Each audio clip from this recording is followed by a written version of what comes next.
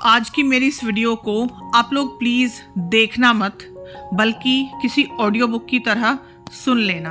अपने 3 साल के YouTube करियर की सबसे लंबी वीडियो आज आप लोगों के साथ शेयर करने जा रही हूँ, जिसको लाख चाहने के बावजूद भी मैं छोटी नहीं कर पाई। ये वीडियो अहोई अष्टमी के दिन मैंने शूट की थी, जिस दिन मुझे उठने में देर हो गई थी। सारा काम पेंडिंग था और उस दिन काम भी ढेर सारा था। अभी फ़िलहाल जो क्लिप आप देख रहे हो ये दोपहर के करीब 1 बजे की है, जब मैंने ढेर सारे आलू के पराठे बनाए थे। और पराठों को मैंने उसी तरह से रखा है जिस तरह से मैंने आप लोगों के साथ शेयर किया था। नीचे कपड़ा लगाया हुआ है, उसके बाद पेपर और उसके बाद रखे हैं मैंने आलू के पराठे। तो इतने सारे आलू के पराठे किस लिए बनाए हैं? क्योंकि मेरे हस्बैंड को उस दिन निकलना था, करीब 4 से 5 दिन के लिए उनको बाहर जाना था। तो अभी वो फ़िलहाल जा रहे हैं और ढेर सारा काम उन्होंने भी सुबह से किया है।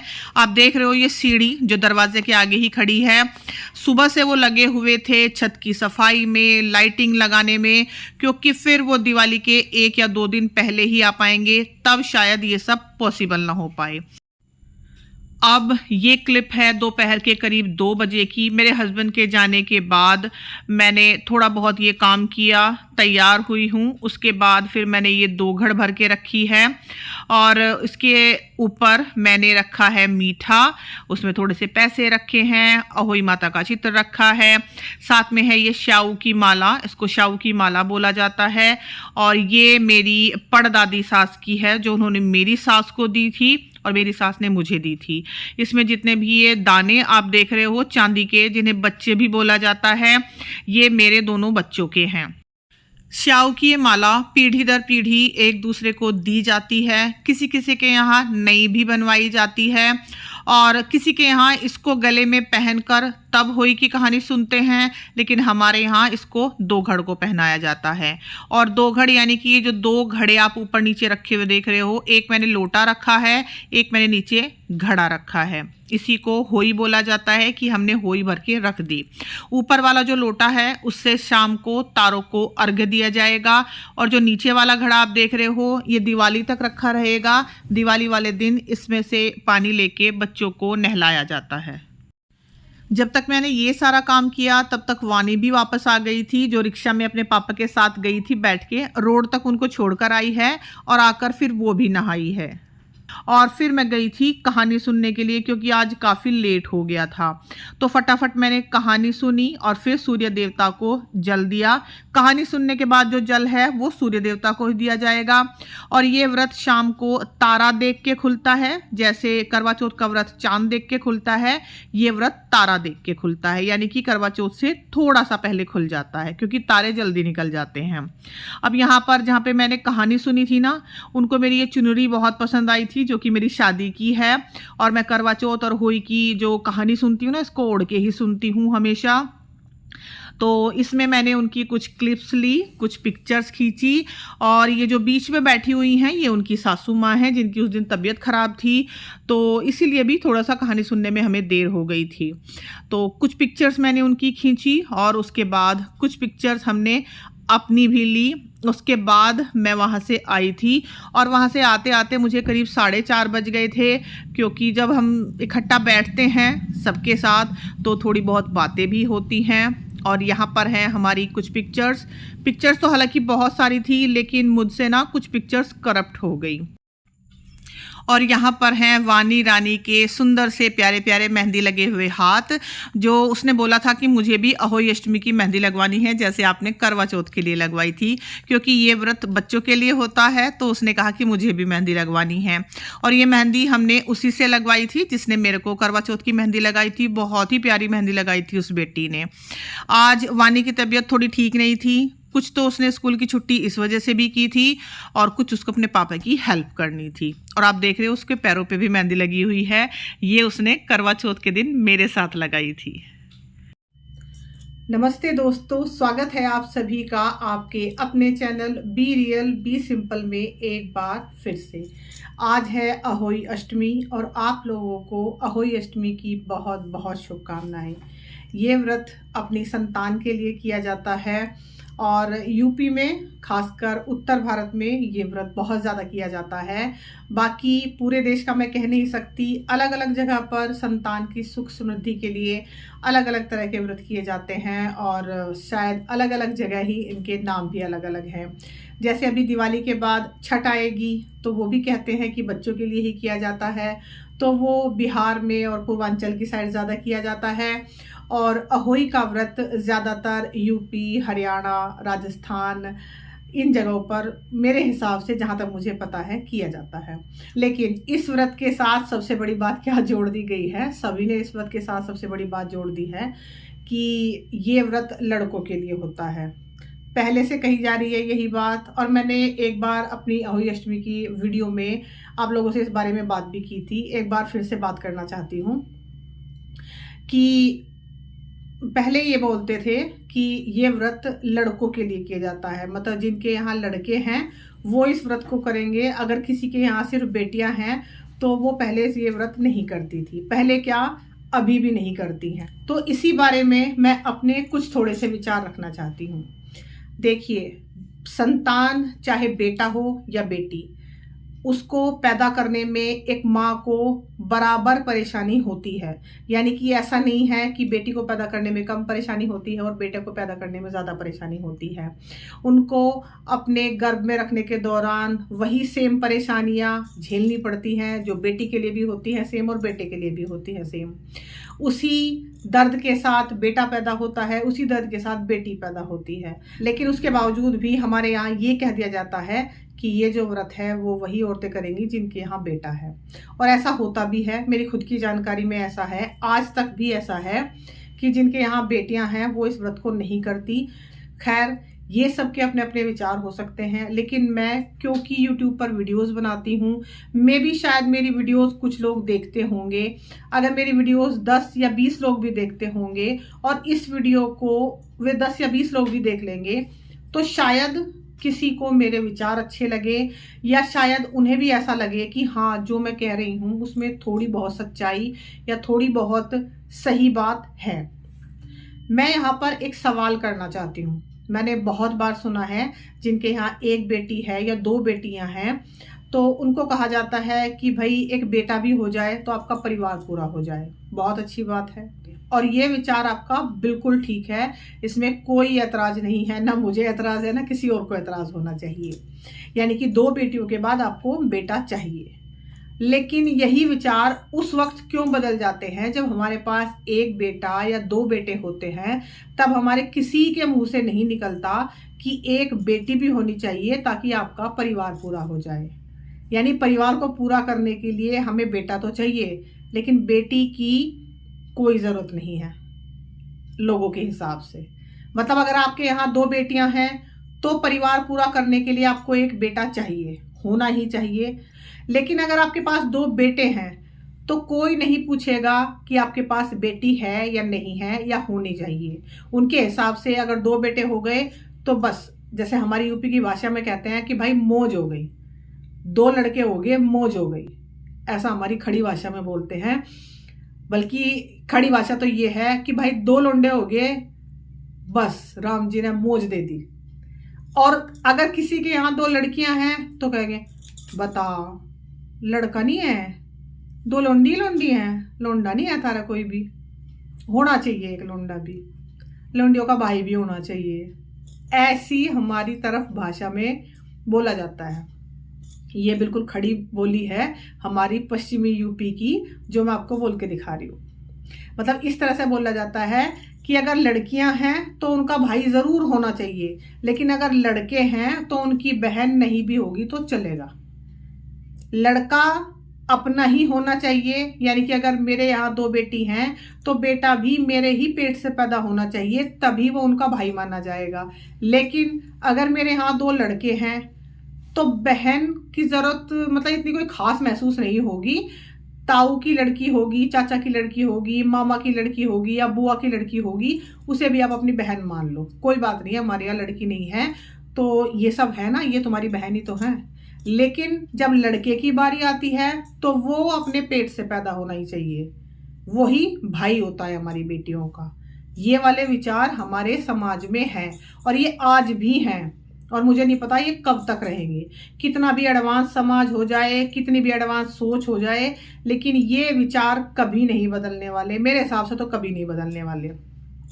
अब इस पे मैं एक पॉइंट और कहूंगी। बहुत से लोग मुझे कह देते हैं कि भाई तेरे ऐसे विचार हो सकते हैं क्योंकि तेरे यहाँ तो बेटा है, मतलब मेरा बेटा बड़ा है, बेटी मेरी छोटी है। तो यही बात मैंने पहले भी अपनी वीडियो में कही थी कि मैंने जानबूझकर बेटा पैदा नहीं किया, ना ही मैंने जानबूझकर बेटी पैदा की है। मुझे 2 बच्चे पैदा करने थे, उनमें से एक बेटा हो गया, एक बेटी हो गई। इससे बड़ी रहमत तो भगवान की कुछ हो ही नहीं सकती कि आपको एक बेटा हो जाए और एक बेटी हो जाए। लेकिन अगर मुझे 2 बेटियां होती तो भी मैं तीसरा बेटा नहीं पैदा करने वाली थी, और अगर मुझे 2 बेटे हो जाते तो भी मैं तीसरी बेटी पैदा नहीं करने वाली थी, क्योंकि मुझे 2 ही बच्चे करने थे। अब कोई मुझे भी कह सकता है कि भाई आप भी तो ऐसा कह रहे हो कि 2 बेटे हो जाते तो आपको बेटी पैदा नहीं करनी थी। लेकिन भाई साहब, मैंने ये भी बोला है कि अगर मेरी 2 बेटियां हो जाती तो मुझे बेटा पैदा नहीं करना था, मुझे सिर्फ 2 बच्चे चाहिए थे। मैं कभी भी इस पक्ष में नहीं हूं कि अगर मेरे पास 2 बेटियां हैं तो मैं तीसरा बेटा भी पैदा करूं, या मेरे पास अगर 2 बेटे हैं तो मैं तीसरी बेटी भी पैदा करूं। क्योंकि आजकल के टाइम पे अगर आप 2 बच्चों को अच्छे से पाल रहे हो, पढ़ा रहे हो, अच्छे से उनका ध्यान रख रहे हो, तो बहुत बड़ी बात है। और ये सोच बहुत ही कम लोगों की होगी। मैं चाहे अपनी वीडियो में 10 बार बोल लूँ या 1000 बार बोल लूँ, मुझे पता है सुनने वाले यही कहेंगे कि यार इसको कुछ काम नहीं है, ये हमेशा बेटा और बेटी करती रहती है। और सबसे बड़ी बात ये है कि ये जो बेटा बेटी होने चाहिए हमारे यहाँ, ये वाले महान विचार 99% औरतों के ही होते हैं। मैं ये नहीं कहूंगी कि आदमी इसमें शामिल नहीं होते, हाँ होते हैं, कुछ लोगों के हैं ऐसे विचार कि भाई हमें तो बेटा ही चाहिए। कुछ लोग करते हैं इस बात पे अपने घर में कलेश भी उठा देते हैं कि बेटी क्यों हो गई पैदा, मुझे तो बेटा ही चाहिए था। लेकिन 99% ये विचार औरतों के ही होते हैं। यानी औरतें ही हैं जो दूसरी औरत को ये कहेंगी कि बता इसका तो 2 लड़की हैं, लड़का तो है ही नहीं, लड़का तो जरूर होना चाहिए। लेकिन वही महान औरतें कभी ये विचार नहीं रखेंगी कि तेरे पास 2 लड़के हैं तो तू एक लड़की भी पैदा कर ले। लड़की पैदा करने का तो कोई सुझाव भी नहीं देगा आपको। आजकल एक बच्चे का भी बड़ा चलन चल रहा है कि हमें एक ही बच्चा रखना है, बशर्ते वो एक बच्चा लड़का होना चाहिए। मैं पर्सनली ऐसे बहुत से लोगों को जानती हूँ जिनके यहाँ एक ही बच्चा है लेकिन वो लड़का है। उसके बाद उन्होंने कह दिया कि भाई हमें दूसरा बच्चा करना ही नहीं है, बड़े आराम से उन्होंने कह दिया। लेकिन किसी के भी यहाँ मैंने आज तक ये नहीं देखा कि उनके यहाँ एक ही बच्चा है और वो बेटी है और उसने कह दिया हो कि अब मैं दूसरा बच्चा करूंगा ही नहीं, ना मुझे बेटी चाहिए ना मुझे बेटा चाहिए, मेरी एक ही बेटी है और वो काफ़ी है क्योंकि मुझे एक ही बच्चा चाहिए था। मतलब एक बच्चा अगर आपको रखना है तो वो लड़का होना चाहिए। हमारे यहाँ जब, मतलब मैं अपनी बात बता सकती हूँ, वही यूपी की ठेठ भाषा में मैं आपको बताऊंगी कि जब लड़कियां होती है ना, जैसे छोटी होती है, मान लो 1 लड़की 2 लड़की, जैसे हम 4 बहनें थी, तो कोई भी मजाक में कह देता था कि कहीं ना मर रही है। मतलब ऐसे बात, जैसे जैसे कोई गिर गया, चोट लग गई, अरे उठाओ इसको, अरे कहीं ना मर रही हो, ऐसा कह दिया। ऐसी भाषा गलती से भी किसी लड़के के लिए इस्तेमाल नहीं कर सकते। मान लो कोई लड़का है, वो गिर गया, उसको चोट लग गई, उसको फटाक से मतलब एकदम से गोद में उठाएंगे, अरे मेरा बेटा मुझे चोट लग गई तुझे। कोई एक बार भी गलती से कह कर तो दिखाओ कहीं ना मर रहा हो, भाई साहब आपको फांसी पे लटका देंगे। अरे हमारे लड़के के लिए ऐसी बात कैसे कह दी तुमने? और लड़की के लिए मतलब आप कुछ भी कह दो, लड़की मरे जिए कुछ नहीं, लड़के को आप दुआ दो, बद दुआ दो, सब चलेगी, लेकिन लड़के को नहीं आप ऐसा कह सकते। मेरे दोनों बच्चे सर्जरी से हुए हैं, बेटा भी और बेटी भी। तो जब मेरा बेटा हुआ था, सर्जरी से हुआ, तो लोगों को ये अफसोस तो था कि मेरा ऑपरेशन हो गया, लेकिन साथ ही खुशी किस बात की थी, ऑपरेशन हो गया कोई बात नहीं, लेकिन लड़का तो हुआ, ऑपरेशन होके लड़का हो गया, बहुत बड़ी बात है। लेकिन इसी का उल्टा कि एक तो आपका ऑपरेशन हो गया, ऊपर से बेटी हो गई, तो भाई साहब मतलब दिल रोता है, अंदर से लोगों का दिल रोता है। कहेंगे क्या, ये यार ऑपरेशन से हुई है और वो भी लड़की हुई है। मतलब लड़का हर तरह से चलेगा, नॉर्मल हो ऑपरेशन से हो, लेकिन लड़का हो गया, तुम्हारा ऑपरेशन का खर्च वसूल हो गया। लेकिन अगर लड़की हो गई, ऑपरेशन से क्या, लड़की तो किसी को नॉर्मल भी मंजूर नहीं है, लेकिन अगर लड़की ऑपरेशन से हो गई तो एक तो लड़की हो गई, ऊपर से ऑपरेशन हो गया, इतना सारा खर्चा हो गया।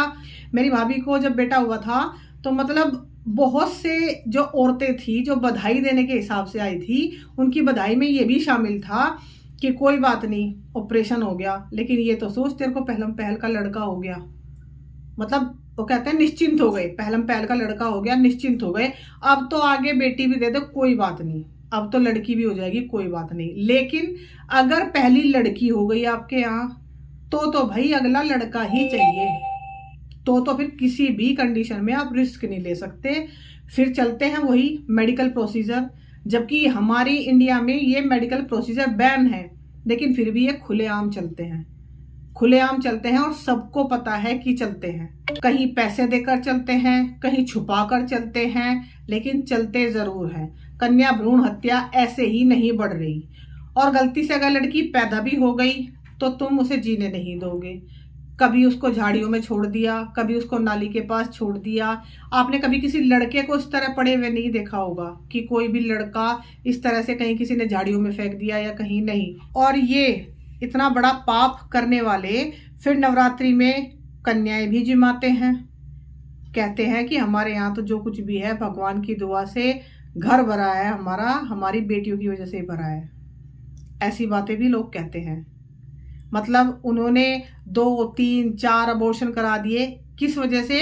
कि उनके बेटी पैदा होने वाली थी। लेकिन जो 1 या 2 बेटियां उनके यहाँ पैदा हो गई हैं, गलती से थोड़ी बड़ी भी हो गई हैं, तो अपने किए पे पर्दा डालने के लिए वो इस तरह की बातें भी करते हैं कि भाई हमारे यहाँ तो जो भी है घर बार गाड़ी बंगला सब हमारी बेटियों के भाग का है। तो भाई वो बेटियां भी तो कुछ भाग लेके आई थी ना, जिनको आपने पैदा ही नहीं होने दिया। और कितनी आसानी से ये सब काम करके लोग अच्छे से जिंदगी भी बिता रहे हैं। मुझे तो कहीं से कहीं तक उनके चेहरे पे शिकन तक नजर नहीं आती, कितनी अच्छी तरह से वे जिंदगी भी बिता रहे हैं। और उनकी जिंदगी में अगर कोई दुख तकलीफ आती है ना, तो फिर वो कहते हैं कि भाई हमने क्या किसी का बुरा किया है जो हमारे साथ इतना बुरा हो रहा है। और ये जो उन्होंने कांड किए हुए हैं, ये कांड वो बड़ी आसानी से भूल जाते हैं। किसी की हत्या करना वही नहीं होता कि इंसान सामने है और आपने उसका गला काट दिया या उसको गोली मार दी या उसको चाकू मार दिया। वो भी हत्या ही है जब आपने अपने पेट में सांस लेती हुई उस बच्ची को मारा था, वो भी हत्या ही है। वो बात अलग है कि उसके लिए आपको कोई सजा नहीं दे रहा, कानून सजा दे भी देगा, कानून तक आप पता नहीं चलने दे रहे हो, क्योंकि ये सारी ही चीजें गुपचुप तरीके से होती हैं। और ये सब चीजें होती हैं, ये सबको पता है, लेकिन ना तो कोई कहना चाहता है और ना ही कोई सुनना चाहता है।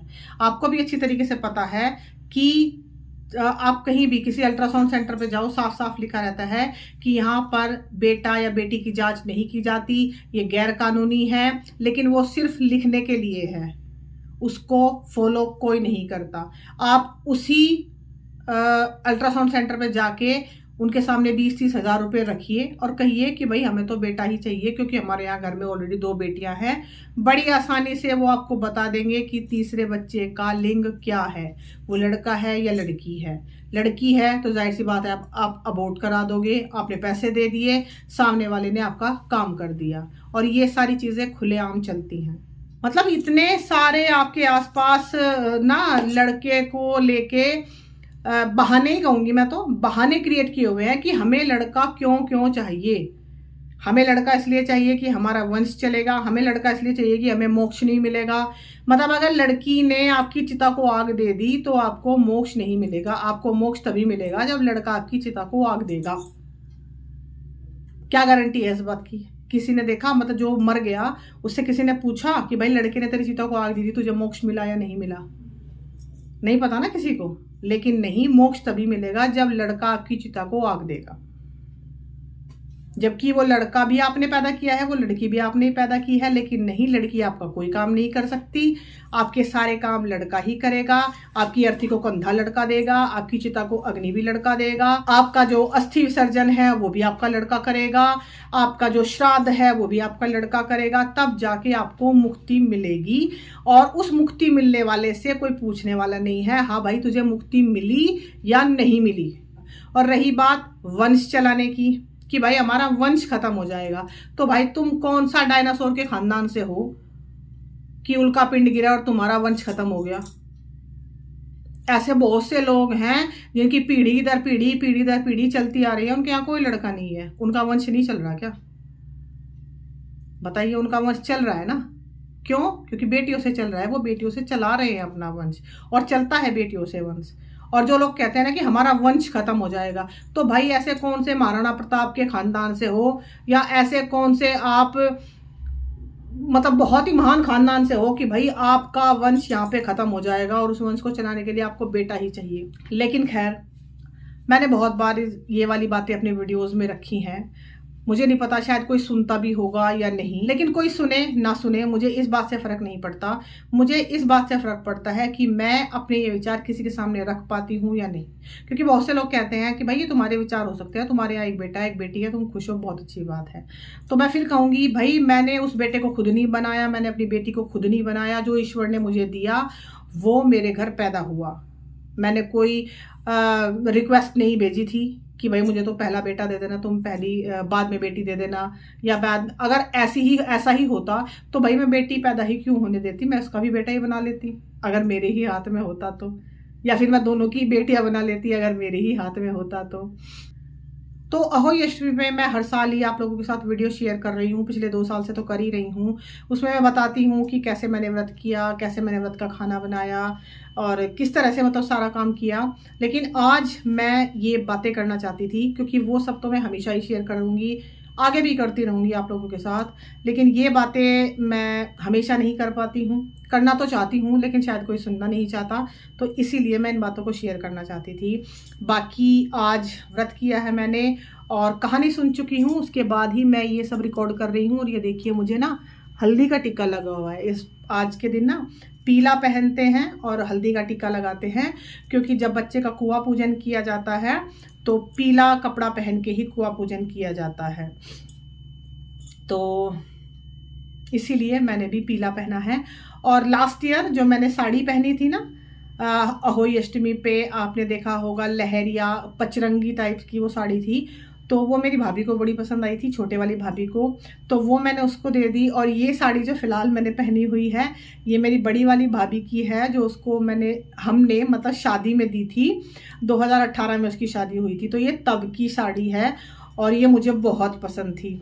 तो जब मेरी भाई की शादी हुई थी छोटे वाले की जनवरी में, तो हल्दी के दौरान मैंने ये साड़ी पहनी थी, उसकी ही थी। ब्लाउज़ मैंने खुद का स्टिच करा लिया था और इसमें पिंक शेड का बॉर्डर है, तो इसलिए बिल्कुल कंट्रास्ट में चल गया था इसके साथ। और अब ये साड़ी मैंने ही रख ली परमानेंट, उससे कह के कि भाई ये साड़ी मुझे ही दे दो, 6 साल तुमने पहन ली अब मुझे दे दो। और ये साड़ी इतनी सुंदर है, मैं दिखाती हूँ अभी आपको। और जहाँ तक मुझे उम्मीद है शायद ये 1400 या 1500 कुछ ऐसी ही साड़ी थी, मैंने ही खरीदी थी, लेकिन अच्छे से अभी कीमत याद नहीं आ रही, लेकिन इससे ज़्यादा की नहीं है। लेकिन मुझे बहुत पसंद है, इसका कलर बहुत पसंद है, इसकी एम्ब्रॉयडरी बहुत पसंद है। और ये ऐसी साड़ी है जिसको मैं हमेशा अपने साथ रखना चाहती हूँ। मतलब बहुत कम ऐसी साड़ियाँ हैं जिनको मैं हमेशा अपने साथ रखना चाहती हूँ, जो कभी मुझे आउट ऑफ फैशन नहीं लगने वाली है। तो चलिए मैं आपको अपनी साड़ी का लुक दिखाती हूँ। और आज मैं ऐसे तैयार हुई थी, ये वाले मल्टी कलर के इयररिंग्स हैं मेरे पास, ये मैंने पहने थे, ये बहुत सुंदर लगते हैं इसके ऊपर, इस साड़ी के ऊपर खासकर। और इसके साथ की ये वेलवेट की चूड़ियाँ, ये भी मैंने भाई की शादी में ली थी, कुछ नया नहीं लिया है। मतलब इस बार करवा चौथ पे भी और होली पे भी मैंने सारी चीज़ें वही पहनी हैं जो मेरे पास पहले से हैं। हर साल भी हालांकि ऐसे ही करती हूँ, लेकिन इस बार तो कुछ ज़्यादा ही मिक्स मैच हो रहा है। ब्लाउज़ ब्रोकेड का है, मैंने खुद का स्टिच कराया था। और ये साड़ी मेरी भाभी की है। और ये देखिए इस तरह से ना, ये इस तरह से इस पे कढ़ाई के मोटिव्स हैं, काफ़ी क्लीन, बिल्कुल कोई भी धागा नहीं निकल रहा, ऐसी कढ़ाई इस पे है। और साथ ही इस पे ये इस तरह से बॉर्डर है, जो कि बिल्कुल डल गोल्ड है, वो चमकीला धमकीला गोल्ड नहीं है, बिल्कुल डल गोल्ड है। गुलाबी कलर के इसके ऊपर फ्लावर्स बने हुए हैं और इसीलिए मैंने ये गुलाबी ब्लाउज़ इसके साथ स्टिच कराया था, क्योंकि ये देखिए गुलाबी इसके ऊपर फूल है ना ये, तो इसीलिए मैंने ये इसके कंट्रास्ट में स्टिच कराया था। तो अभी इस वीडियो में जितनी भी बातें मैंने आपसे की, अगर आप उन बातों से इत्तेफाक रखते हैं तो प्लीज़ मुझे कमेंट सेक्शन में बताइएगा। मेरे यहाँ पर कहने का ज़रा सा भी मकसद ये नहीं है कि आपको बेटे नहीं पैदा करने चाहिए। बेटे बहुत ही प्यारे होते हैं, अपने माँ बाप के लिए बहुत फ़िक्रमंद रहते हैं, जैसे कि बेटियाँ फ़िक्रमंद रहती हैं। दोनों ही आपकी संतानें हैं, दोनों को ही आप पैदा करते हो। लेकिन बस मेरे कहने का मकसद ये है कि दोनों में फ़र्क करना छोड़ दीजिए। आपके घर बेटा पैदा हो या बेटी, ये ऊपर वाले की मर्जी है। और खुद ईश्वर बनना बंद कर दीजिए, क्योंकि जब हम खुद ईश्वर बनने लग जाते हैं ना, और खुद ईश्वर की पदवी लेकर उन बेटियों को पैदा होने से पहले ही मार देते हैं, तो यकीन मानिए कि आपके परिवार पर आने वाली विपदा के उत्तरदायी भी आप ही होंगे। फिर ये मत शिकायत कीजिए कि हमारे साथ इतना बुरा क्यों हो रहा है, क्योंकि ये जो इतना बड़ा पाप हम करते हैं ना, आज या कल ये हमें ही भुगतना होगा। बेटे भी उतने ही प्यारे होते हैं जितनी कि बेटियां, और बेटियां भी उतनी ही अनमोल होती हैं जितने कि बेटे। बेटे आपका कुल का दीपक हैं, तो बेटियां आपकी आंगन की रोशनी हैं। और किसी और के आंगन की रोशनी जब आपके घर आएगी, तभी आपका वो कुल का दीपक आपके वंश को आगे बढ़ा पाएगा। सिर्फ बेटों के सहारे आप वंश नहीं चला सकते। बेटे भी आपका वंश तभी आगे बढ़ा पाएंगे जब किसी और के घर की बेटी आपके घर की बहू बनेगी और वो आकर आपके आंगन में रोशनी बिखेरेगी। मैंने इस वीडियो को बहुत ही छोटा रखने की कोशिश की थी, लेकिन सच बताऊं तो अंदर इतनी सारी बातें हैं कि मैं एक वीडियो में तो इसको कवर भी नहीं कर पाई। आप लोगों को अगर ये वीडियो ज़्यादा लंबी लगे तो आप इसको 2 पार्ट में करके देख लीजिएगा। और अगर आगे भी आप ऐसी वीडियो चाहते हो तो प्लीज़ मुझे कॉमेंट में बताइएगा, मैं ज़रूर कोशिश करूँगी। तो चलिए अब खाना बनाने की तरफ चलते हैं। शाम के करीब करीब 6 बज चुके हैं और आज मुझे बनानी है पूरी, सब्जी, हलवा और पूड़े। तो यहाँ पर पूरियों के लिए मैंने आटा निकाला है। सिंपल गेहूं का आटा है, थोड़ा सा बेसन, थोड़ी सी सूजी, जरा सा नमक, जरा सी अजवाइन। इसको मैं हल्के गुनगुने पानी से गूँथूंगी। साथ ही मैंने चीनी भिगो के रखी हुई थी, दोपहर ही भिगो दी थी। इनसे मैं पूड़े बनाऊंगी। और मेरी चूड़ियाँ आटा बनाते वक्त गंदी ना हो, इसके लिए मैंने आगे ये एक कपड़ा बांध लिया है। तो ये एक हैक है जिससे कि आपकी चूड़ियाँ गंदी नहीं होंगी, क्योंकि कभी कभी होता है ना कि चूड़ी पहन के, बहुत सारी चूड़ी जब हमने पहनी होती हैं और हम आटा बनाते हैं तो हमारी चूड़ियों पे वो आटा लग जाता है। तो हमारी नई नई चूड़ियाँ ख़राब ना हो, इसके लिए आप भी ये हैक इस्तेमाल कर सकते हो। और साथ ही इससे ना आपकी चूड़ियाँ गर्म भी नहीं होंगी, क्योंकि जब हम कढ़ाई वगैरह का काम करते हैं तो हाथ में ना ये चूड़ियाँ बहुत गर्म हो जाती हैं और काफ़ी अनकंफर्टेबल लगता है। तो ये वाला जो हैक है ना, कपड़ा बांधने वाला, आप इस्तेमाल ज़रूर करके देखिएगा। आटे को मैंने जैसे कहा हल्के गुनगुने पानी से बनाया है और इसको मैं रख दूंगी। करीब आधा घंटा ये रेस्ट करता रहेगा और बहुत अच्छे से सॉफ्ट हो जाएगा। तो अब हम ये देखिए, खोल दिया मैंने इसको और हमारी चूड़ियाँ बिल्कुल साफ़ सुथरी हैं, बिल्कुल भी कहीं से इस पर आटा नहीं लगा है। अब हम पूड़े बनाने की तैयारी करते हैं। तो जो चीनी मैंने भिगो के रखी हुई थी ना, उसमें मैं करीब 1 कटोरी गेहूं का आटा मिलाने वाली हूं और साथ ही मैं इसमें थोड़ी सी सूजी मिलाऊंगी। आप चाहो तो मैदे से भी बना सकते हो, लेकिन मैं गेहूं के आटे से ही बनाना प्रेफर करती हूँ। कभी मैदे से बनाऊंगी तो आप लोगों के साथ शेयर करूंगी। तो यहाँ पर 1 कटोरी से थोड़ा सा ज़्यादा मैंने गेहूं का आटा लिया है। बिल्कुल 2-3 चम्मच के करीब मेरे पास सूजी बची हुई थी। सूजी से ना जो पूड़े हैं वो बहुत ही करारे बनते हैं, मतलब मुझे पसंद आते हैं पर्सनली। आप भी इस रेसिपी को ट्राई करके देख सकते हैं। इसमें मैंने थोड़ी सी सौंफ डाली है और साथ ही मैंने इसमें करीब 1.5 चम्मच कोकोनट का बुरादा डाला है, नारियल का बुरादा डाला है, डेसिकेटेड कोकोनट जिसको बोलते हैं। आपके पास कोकोनट अलग से रखा हो, जो सूखा हुआ गोला आता है, उसको आप बारीक बारीक काट के भी डाल सकते हो। और अगर आपके यहाँ सौंफ पसंद नहीं की जाती तो आप साबुत सौंफ डालने के बजाय सौंफ का पाउडर डाल लीजिए, उससे उसका अच्छा फ्लेवर निकल के आता है और किसी को पता भी नहीं चलेगा कि आपने उसमें सौंफ डाली है।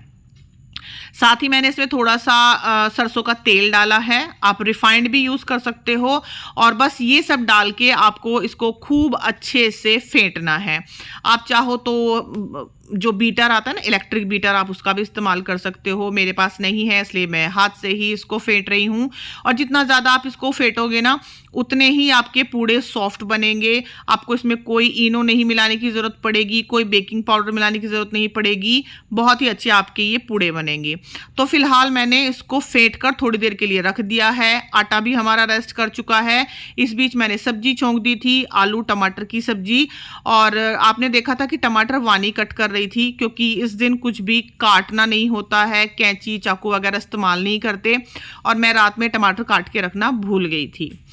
तो सब्जी मैं हमेशा ही आप लोगों के साथ शेयर करती हूँ, इसलिए उसकी डिटेल में रेसिपी मैंने शेयर नहीं की। बाकी सब्जी ये वही है जो मैंने दुर्गाष्टमी के दिन बनाई थी। आप लोगों को अगर रेसिपी चाहिए तो आप वो वाला व्लॉग मेरा देख सकते हो। यहाँ पर मैं बना रही हूँ आटे का हलवा, जिसके लिए मैंने आधी कटोरी घी लिया था और 1 कटोरी आटा। उसको धीरे धीरे करके मैंने भूना है, मतलब बहुत ही धीमी धीमी आंच पे भूना है। और फिलहाल कढ़ाई तेज हो गई थी, इसलिए मैंने गैस को बंद कर दिया है। बिल्कुल ब्राउन कलर का जब हमारा आटा हो गया भूनते भूनते, तब मैंने उसमें पानी शामिल किया है। और सूजी के आटे से थोड़ा सा ज़्यादा, सूजी के हलवे से थोड़ा सा ज़्यादा पानी इसमें जाएगा। साथ ही मीठा आप अपने हिसाब से डालिए। हमारे यहाँ थोड़ा सा तेज़ मीठा खाया जाता है, तो इसलिए मैंने थोड़ी सी ज़्यादा चीनी डाली है, यानी कि 1 कटोरी से थोड़ी सी ज़्यादा। 1 कटोरी आटा था और चीनी को मैंने 1 कटोरी से थोड़ा सा ज़्यादा डाला है। आपके यहाँ अगर हल्का मीठा खाया जाता है तो आप आधा मीठा डाल लीजिए, मतलब आधी कटोरी चीनी डाल लीजिए, जैसा भी आपके परिवार में पसंद किया जाता है। और आटे का ये हलवा वानी की फरमाइश पे बन रहा है। उसी ने कहा था कि आज मम्मी आटे का हलवा बनाना। पिछले साल उसने जलेबियाँ बनवाई थी अहोई अष्टमी पे। उसकी वीडियो भी अगर आप लोगों ने देखी हो तो बच्चों के लिए व्रत है तो फिर बच्चों की पसंद का ही खाना बनना चाहिए। और यहाँ पर हमारा आटे का हलवा बिल्कुल बनके तैयार हो चुका है। गुरुद्वारे में इसको कड़ा प्रसाद के नाम से भी बोला जाता है। वहाँ पर तो खैर बहुत ज़्यादा घी डाल के बनाते हैं, मैंने इतना ज़्यादा नहीं डाला। तो ये जो पूड़े का आटा हमने फेंट के रखा था, ये भी काफ़ी अच्छे से हमारा तैयार हो गया है। थोड़ा सा ये मुझे गाढ़ा लग रहा था, इसलिए मैंने इसमें हल्का सा पानी डाल के इसको पतला किया है, फिर एक बार से फेंटा है इसको। आप अगर अहोई अष्टमी से अलग बना रहे हो ना पूड़े, तो आप इसमें थोड़ा सा ना दूध भी डाल सकते हैं, लेकिन मैंने इसलिए नहीं डाला क्योंकि अहोई अष्टमी के दिन हम दूध की कोई चीज़ ना तो खाते हैं ना ही बनाते हैं। जैसे मैंने कहा कि इसमें चाकू छुरी सुई वगैरह का इस्तेमाल नहीं करते, मतलब कुछ भी काटना पीटना नहीं है, मिट्टी का काम नहीं करना, कुछ भी कूटना नहीं है। इसीलिए जो भी काटने पीटने का काम है ना, मैं एक रात पहले करके रख लेती हूँ। और अगर कुछ रह जाता है तो फिर उसमें मेरी बेटी मेरी मदद कर देती है। अब यहाँ पर तेल मैंने गरम कर लिया है, मूंगफली का तेल मैं इस्तेमाल कर रही हूँ। और सबसे पहले मैंने 2 बड़े बड़े पूड़े बनाए हैं, जिनको मैंने चम्मच से ही डाला है। और ये पूड़े ना मेरी सासू माँ के नाम के हैं, क्योंकि वो इसी तरह से बड़े बड़े पूड़े बनाती थी। मेरे हस्बैंड तो खैर यहाँ पे नहीं हैं, लेकिन भाई मैंने मतलब अपनी सासू माँ के लिए भी पूड़े बना दिए, ताकि उनकी तरफ से भी व्रत हो जाए। और ये पूड़े मैं अपने हस्बैंड को ही खिलाना चाहती थी, लेकिन कोई बात नहीं, ये मैंने खा लिए। तो जैसा कि मैंने शुरुआत में ही कहा था कि मैंने इनमें बेकिंग पाउडर नहीं डाला, ना ही इनो डाला है, लेकिन अच्छी तरह से जब मैंने इनको फेंटा है ना, उसी वजह से देखिए इनमें कितनी अच्छी जाली पड़ी है। जो क्रैक्स आपको दिखाई दे रहे हैं ना इनमें, इनसे ये अंदर तक खूब अच्छे से सिक जाएंगे। साथ ही जो थोड़ी सी सूजी मैंने इसमें मिलाई है ना, उससे ये बिल्कुल क्रिस्पी बनते हैं, यानी कि बाहर से क्रिस्पी हो जाते हैं और अंदर से सॉफ्ट रहते हैं। और इनको ना आप 1 हफ्ते तक भी रखे रखो, ये बिल्कुल ख़राब नहीं होंगे। चाय से खाने में ये इतने स्वाद लगते हैं ना कि पूछो मत। और साथ ही जो बड़े पूड़े मैंने बनाए थे ना 2 सबसे शुरू में, उनसे मैंने अपना व्रत खोल लिया था, क्योंकि वो मेरी सासू माँ के नाम के थे। मेरी सासू माँ इसी तरह से बड़े बड़े पूड़े बनाती थी। आपको ये थोड़े और बड़े साइज़ में बनाने हैं ना, तो आप उस घोल को थोड़ा सा और पतला कर लो और फिर आप इनको थोड़े बड़े साइज़ में बनाओ, तो ये आपको मालपुए का भी टेस्ट देंगे। मालपुआ हालांकि मैं ट्राई करना चाहती थी, लेकिन उसमें ना दूध का इस्तेमाल होता है, तो इसलिए वो मैं आज नहीं बना पाई। आगे कभी ज़रूर बनाऊंगी, तब आप लोगों के साथ शेयर करूंगी। और ये देखिए, ये बाहर से क्रिस्पी हैं और अंदर से बिल्कुल सॉफ्ट बने हैं। लाइट ब्राउन कलर के मैंने ये बनाए हैं। और इनका स्वाद आप बस पूछिए मत। तो खाना हमारा बन गया। उसके बाद मैंने पूजा की तैयारी की, यानी कि शाम का जो बायना पूजते हैं। तो बायने के नाम के तो मैंने पैसे रखे हैं, थोड़ा मीठा रखा है, वो मुझे सूखा ही पूजना होता है। लेकिन ये थाली जो मैंने अभी शाम को पूजा में रखी है, इसको मैं गाय को दे के आऊँगी। तो ये है हमारा आज का खाना, भोग प्रसाद का खाना। पूरियां हैं, पूड़े, आटे का हलवा, आलू टमाटर की सब्जी। और आलू टमाटर की सब्जी में जो धनिया मैंने डाला है ना, वो भी मैंने एक रात पहले ही काट के फ्रिज में रख दिया था।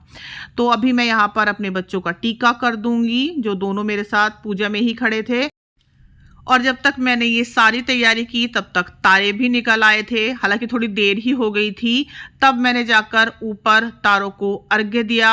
जो भी चावल दूब वगैरह हम लेकर पल्ले में कहानी सुनते हैं ना, उसी को चढ़ाकर हम जल के साथ चंद्रमा को नहीं, तारों को अर्पित करते हैं। चंद्रमा को तो करवा चौथ पे अर्पित करते हैं। तो यहाँ पे वानी ने मेरा फास्ट खुलवा दिया।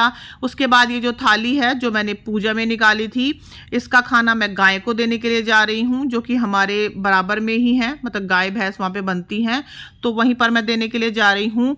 और रोशनी आप देख रहे होंगे कितनी ज़बरदस्त हो रही है। यही वो लाइट्स हैं जिनको आज सुबह मेरे हस्बैंड लगा के गए थे।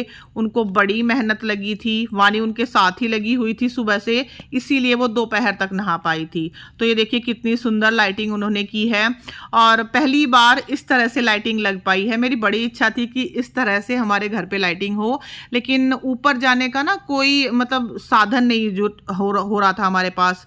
तो बड़ी मुश्किल से हमने सीढ़ी अरेंज की। उसके बाद मेरे हस्बैंड ने ऊपर से ये पूरी लाइटिंग लगाई, जो कि उन्होंने एक दिन पहले ही ला के रखी थी।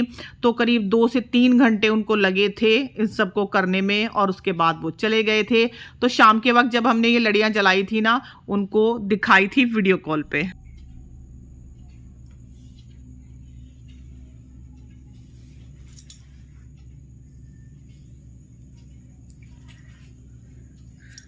तो अभी व्रत हमारा खुल गया, और मैंने अभी सिर्फ पूड़े खाए हैं। अभी मुझे खाना खाना है क्योंकि भूख लगी हुई है। तो अभी मैं पहले कपड़े चेंज करती हूँ, उसके बाद मैं खाना खाऊंगी, और उसके बाद मुझे किचन समेटना है। तो बस अब इस वीडियो को मैं यहीं पर एंड करती हूँ। और इस वीडियो में मैंने खाना पीना तो बहुत ही कम इंक्लूड किया है, बाकी ढेर सारी बातें की हैं आप लोगों के साथ। आप बताइएगा कि वीडियो आपको कैसी लगी, और मेरी ढेर सारी बातें आपको कैसी लगी, सही लगी या गलत लगी, आप मुझे कमेंट सेक्शन में बता सकते हैं, जो भी आपके विचार हों। बाकी मैं मिलती हूँ आपसे दोबारा एक नई वीडियो के साथ। तब तक के लिए अपना ढेर सारा ध्यान रखिएगा आप लोग।